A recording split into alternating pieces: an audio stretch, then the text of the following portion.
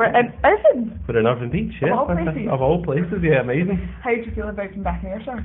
It's amazing, actually. I think I was talking to someone just earlier about how, like, it's so nice to have something back in Ayrshire that's got, like, the potential to be a thing, like, every year. Do you know what I mean? I think it's just class, because if Ayrshire didn't have a good music scene, we would have never made any music. So it's nice to see that sort of coming back, and there'll be a whole generation of new bands coming out of it and stuff like that. So it's very exciting. And they've named the festival after one of the songs. Very kind of them. Yeah. I don't know if that was why we got booked, but yeah, it's quite funny that we've got a song called Making Waves as well, so I'll definitely give some horrible patter about that on stage. But no, it's great, and I think bringing Delamitri down is a great shout as well, because they're a great band, and it's nice to be on with Twin, like Anna Sweeney and Blue Rose Code and like all of that. I think it's like, it's a good mix of like Ayrshire bands and bands from like Scotland as a whole, so I think it's a good idea. I think it's really good. I feel like you're going to have to give us the insight to the track Making Waves, because the festival's called Making Waves. You're going to have to give me the background on it. So it's a kind of like, I suppose I kind of made it up. It's like it's like a story about going out with somebody that you never thought you'd be able to go out with, and then that all going well. So that was I think a fairly positive message for the festival, and a fairly positive message for a song. Yeah. So, yeah. Who else on the lineup are you most excited to see? I'm excited to see Delamitri. Yeah. I love Delamitri a lot. There's some unbelievable songs. And Anna Sweeney, that was on first, I think she's amazing. Yeah. It's really, really good. You released an album earlier this year. Yep. So we put a record out called Normal Fears in April, and then we toured until sort of from May until like the middle of June, and then we've just kind of been at festivals ever since, which is awesome. Have you enjoyed being back in the festival circuit and being back to normal life? It's just so nice to see folk and not be like afraid of going anywhere near them. Yeah. Like, so that's been really nice, and just being back out and playing shows and seeing people at shows and Leather and folk is like, it was like a real loss. I think nobody really, because we toured in October last year, and it was quite stressful because it was still like big isolation periods and all that stuff, and everyone was felt quite claustrophobic. And then by the end of like spring this year, going back out to play shows was like the old days but better. Yeah. You know, so it was really good fun.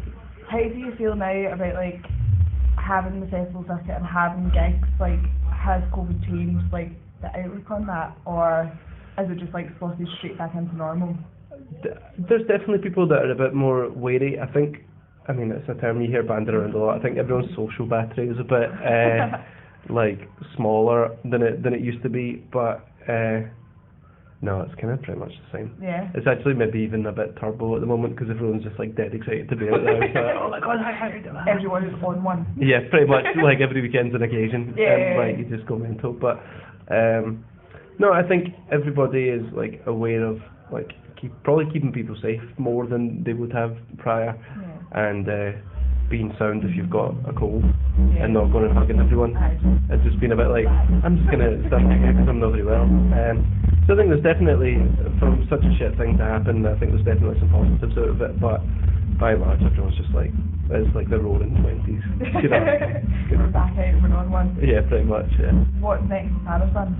So we have a show in Edinburgh for my 30th birthday actually, with Travis, and then we unfortunately just had to cancel a European tour because of just some like Brexit nonsense. The life in general. Yeah, pretty much. It was just like a crazy time, like to be touring, and like flying is a nightmare at the moment. I was in Berlin a couple of weeks ago and I lost my guitar. No. So that just came back yesterday after like nearly like 23 days or something like that. So I think everyone's just sort of on edge. Yeah, the landscape has totally changed in terms of that at the moment. So we're just going to park it at the moment and then reschedule those shows until sometime. Would you like to be able to have your belongings? Oh yeah, definitely. It's handy to turn up to the show with all the stuff. With your guitar? Yeah. It helps. It definitely does, yeah. In terms of more music, are you writing now, or? I think so. We put that record in April. I'm sort of dabbling with the idea of writing some new stuff. I'm writing a lot of music with other artists at the moment, which I'm really excited about. So I've sort of dove head first into that.